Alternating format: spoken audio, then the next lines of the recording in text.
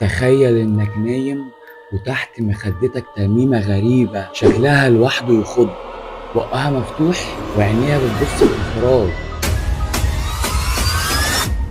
لكن الغريب بقى ان الشيء المرعب ده موجود علشان يحميك. تفتكر ان الخوف دايما حاجة سلبية؟ من آلاف السنين كان في شيطان اسمه بزوزو، شكله مرعب، لكن الناس كانوا بيعلقوا تماثيله في البيوت. ليه؟ لأنه كان بيحميهم من شر أخطر. ومع مرور الوقت ظهر عندنا اسم جديد، لابوبو.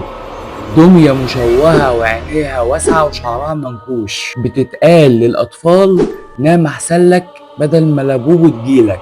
الغريب بقى إن لابوبو وبازوزو الاتنين مرعبين، وبرضه الاتنين بيتقال إنهم بيحموا.